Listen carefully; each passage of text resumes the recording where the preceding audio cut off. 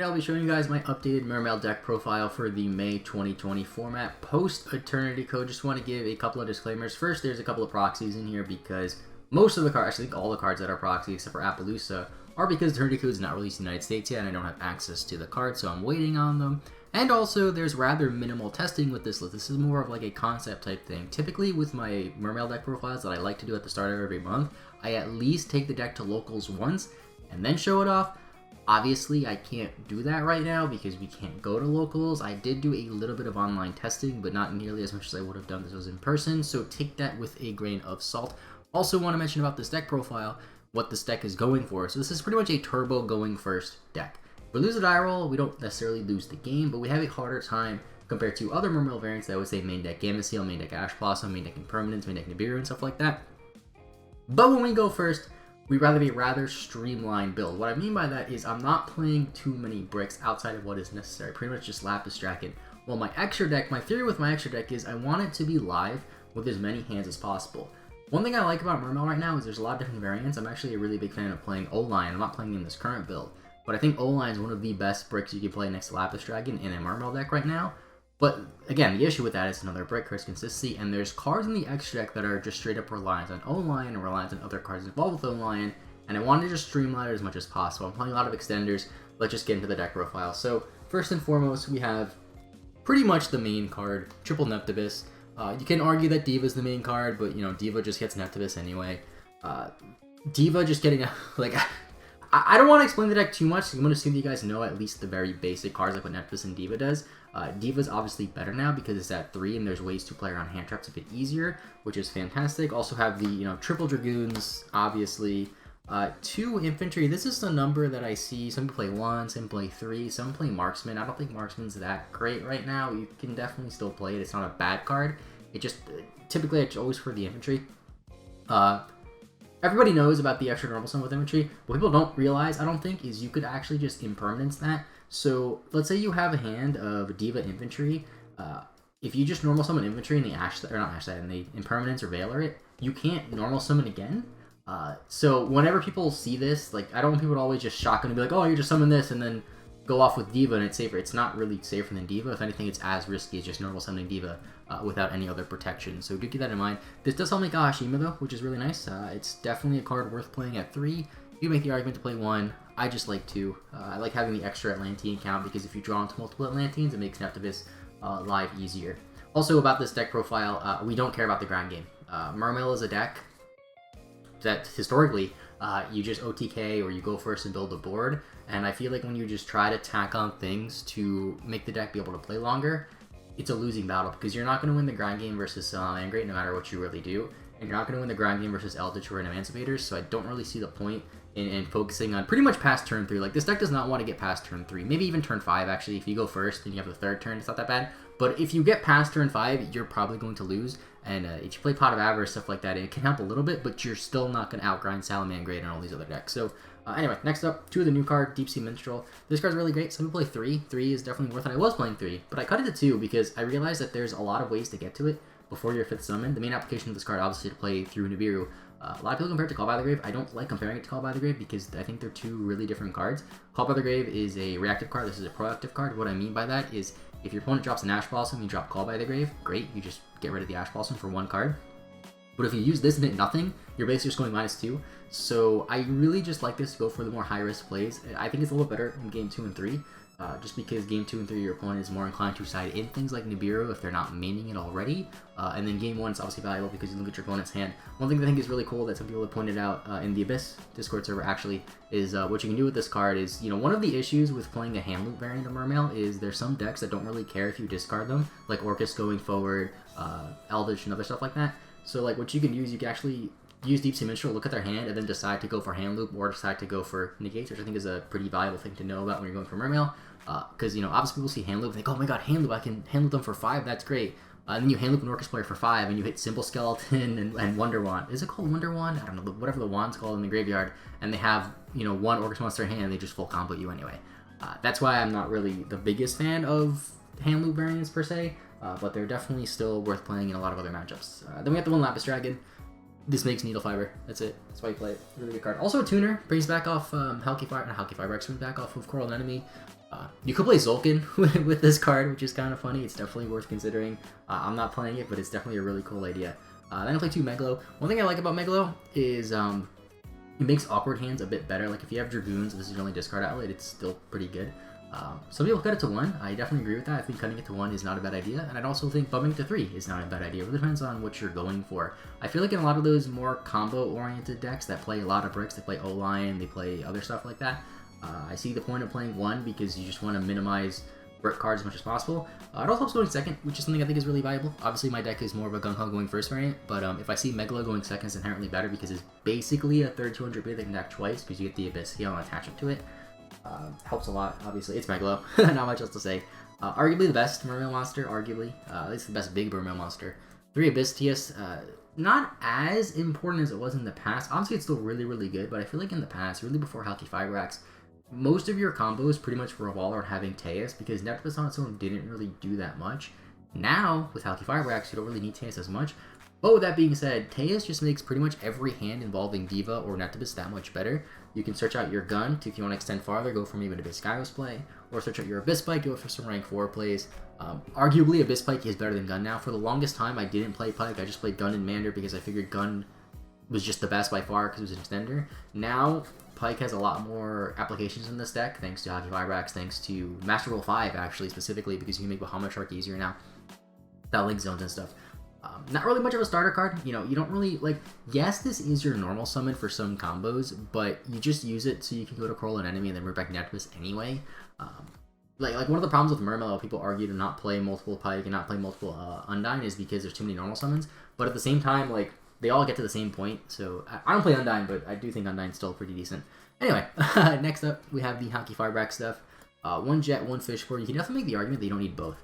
You definitely could make that argument. You could just play 1 Fishborg, 1 Jet. I'm pretty sure that all the Synchros, I'm pretty sure, yeah, the only Synchros I play are Water Synchros, I'm pretty sure anyway. So I could just get away with the Fishborg, but I like playing both because honestly, they're really not that bad if you draw them. The Fishborg can be a pseudo extender if you draw. You just discard it. Excuse me, I'm burping all over the place. You just discard it, you can bring it back. There have been awkward hands where I would like discard it, summon stuff, and then bring this back and go to Halky Fibrax, and then go to Jet Synchron. They don't really brick that hard because you can still use them in your hand. Obviously, Fishborg's better to draw, but you want to draw either of them. You could easily make the argument to cut them. I'm not playing O-Line because, although I think it's a great card and I think it's really, really good, it just requires too many brick space, or not too many bricks. Requires an extra brick and too much extra commitment for me to want to play. An extra commitment that I value having because there's too many, like a lot of the cards that you play, specifically for the O-Line Oridon combo, you can only go into if you go into O-Line, which I'm not really the best fan of. Anyway, next up, 1 Moonling Glacia, obviously, not much I'll say about that. Just a free summon, beater, or whatever. Then we have the last couple of monsters, which is the Extenders. So, I'm playing a little bit of a weird lineup. I don't really see people playing stuff like this. But 2 of the Tenny, 2 Shark Stickers, 1 Aqua Spirit, and 1 Xyz Sleep Dolphin. I'm playing 6 total Extenders, which is a high count. So, the thing with this deck, like I was saying earlier, is what I want to do is I want to combo as much as possible, be as streamlined as much as possible, and be able to play through hand traps. These all help you do that. Sure, you do have things like Call by the Grave and Minstrel help you play through hand traps, but you're not always going to have them. They just give you extra cards. And there's also a lot of situations, specific combos, you need that 1 extra card to step into Appaloosa. You need that 1 extra card so you can, say, go into Halky Fibrax and leave your Neptupus on board for Ashima play. These all help you do that. Shark Stickers is a relatively new card that people play. People don't really play it in the past, despite it being like a 10-year-old card. Allows you to chain block. Not really chain block, but basically, if you normal summon Diva, you can specialist from your hand. Diva resolves, and they can't Ash the Diva because it's the last in the chain link, which I think is really, really valuable. Aqua Spirit, you know, just level 4, really good. It's not really good at the beginning of your turn, so I only play 1 because you want to get to it later. Whereas the Tenny is only good at the start of your turn, and I don't want to see multiple, so I only play 2. That's why I'm playing that. And then the 1 Xyz Sleep Dolphin. So what this card does, actually, if you don't know, because not too many people play it, is if you XYZ summon a monster you special from your hand, so that's, you know, just an extender sort of, kind of a situational extender, but still an extender. One of the main reasons why I play it though, it's a level 4 Sea Serpent. You can search it off Dragoons and make Ashima plays a little bit easier. So yeah, Ashima is a pretty big part of the extra deck. It's just that good of a card. On to the spells. 3 Call by the Grave. I'm still playing this. There's definitely arguments to not play it. I see people make that argument, but I just think it's too good not to play. 2 Moray Greed and 1 Upstart. I see someone playing 3 Moray Greed, which I think is fine. I just don't like playing high counts of Moray because typically if you see multiple, only one is live. And with my particular brand, I'm not really playing that many brick cards. A lot of times I just play this to get an Ash Blossom, to be honest. And if you don't know, if you play this card, you don't, and it gets ashed, you don't shuffle back the cards anyway, so it's a pretty free thing to just bait an Ash if your opponent wants to Ash it. And then Upstart just for consistency, like 39 cards, whatever. I wasn't playing it before, but I'm playing it now, just to make the deck as consistent as possible. 1 for 1, just to get the Noctibus. Then only 1 Aria, so this is something that I see someone play 1, some play 2, some play 3. I have thought about bumping it to 2. I think 3 is too much, because yes, this card is basically a Sea Serpent Rhoda, but you have to have a water in the grave, and you have to banish it, which, you know, unless you really go out of your way to play a lot of discards and a lot of things that put cards in the graveyard, it's not going to be live a lot. That's why I'm only playing 1. It's not live a lot. I'm not playing Swap Frog because there's just too many discards now. You have Minstrel, which I think is just more valuable right now, although Swap Frogs I think are still pretty good. And I just don't think this is live enough to warrant 3 with the way that current Mermail builds function. Then I have the 1 Monster Reborn, obviously, just, you know, good extender. And then the 1 Abyss. I'm playing the Spell one. There's definitely an argument to play the Trap one, because the Trap one could do cute things like stop evenly matched, which I think is pretty cool. Stop impermanence, I guess, if you play it early in your combo, maybe. I don't think the Monster Negate one's really worth it, because this deck can just inherently put up enough Monster Negates with Appaloosa and stuff like that. Anyway, onto the extra deck now. So first and foremost, we have the 1 Hulky Firebacks, of course. We have what I would consider the 3 best cards, by the way, which are all Link 2s. Hulky Firebacks, Ashima, Coral Enemy. I think these are the 3 best cards in the extra deck, honestly. Definitely the best Link monsters. Hulk you go into in pretty much every single combo. And then Ashima and Coral Enemy sort of facilitate a lot of those combos, depending on what your hand is. Sometimes you go to all 3 at the same time. Actually, you really can't go to all 3 at the same time unless you go to Ashima first. But you use them a lot, and I think they're actually really, really viable. The 1 Abyss Salcia, you could definitely make the argument to cut this now, to be honest. I just like having a generic Link 2 water. I have thought about playing IP Masquerade. I just don't have the space. I don't even have an IP Masquerade, to be honest, but I do really, really like the idea of IP Masquerade in this deck. I think it's very, very good. If you play Abyss Spear, it's also pretty good, because you can, like, Abyss Spear, bring something out, and then go into Unicorn or whatever.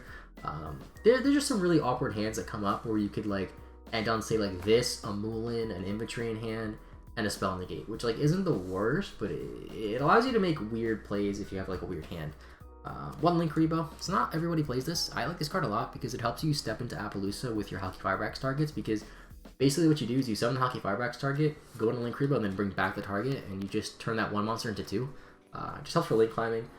And like there's some combos that I've shown in the past too, which still come up with this variant, where you could like make Appaloosa and have a Link Rebo behind it, which isn't like amazing, but it is nice to have some sort of battle protection for your Appaloosa, especially if it's only 3 and you get Appaloosa. So you use 1 negate and they can over it.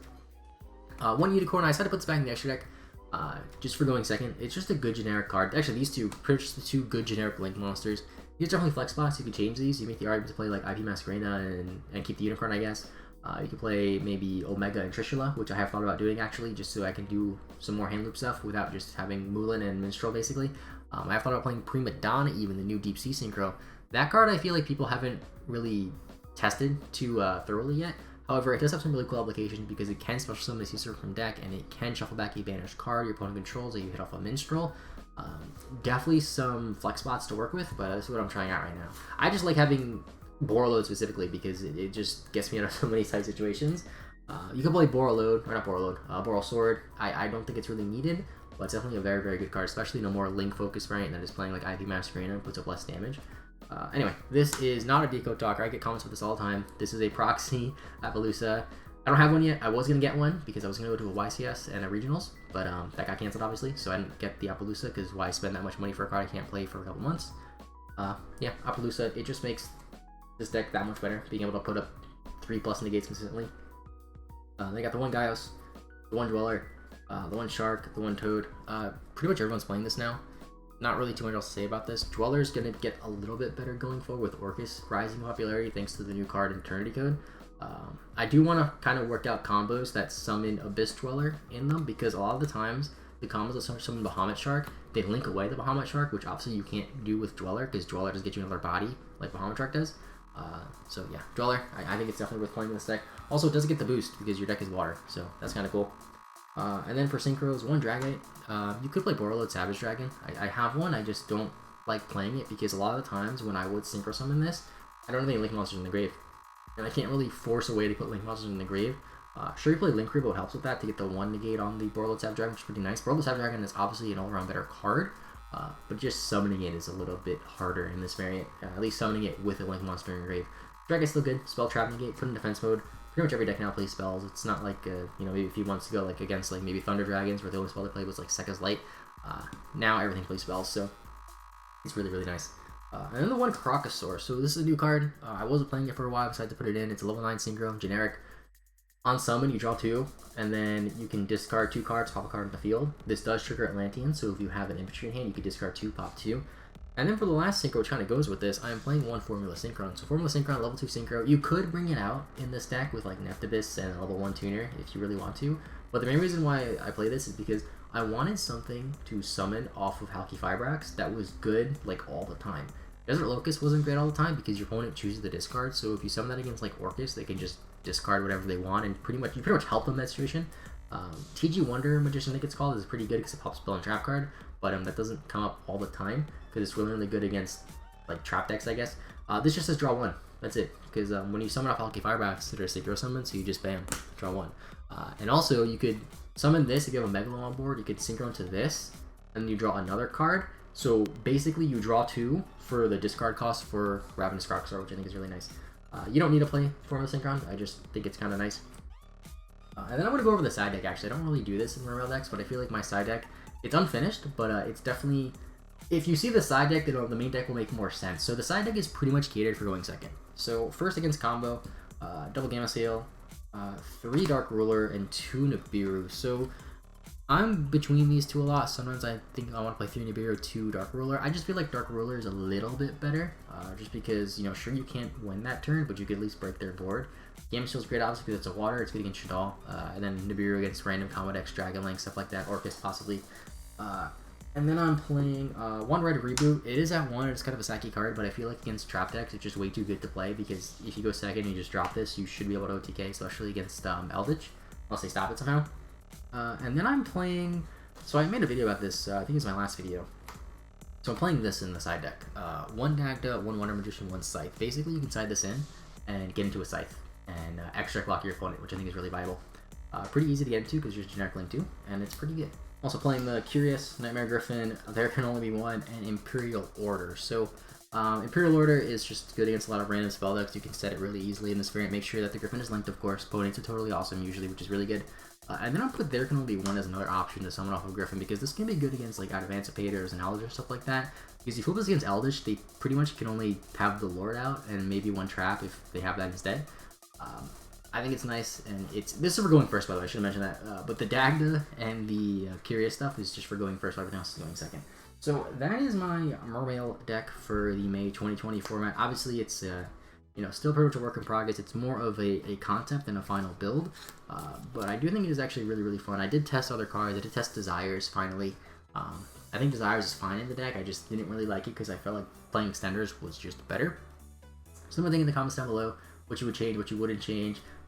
Like I said, there's more of a template, more of a concept. Hopefully by June we can actually go to locals and have a more solidified deck profile that was actually tested in a tournament.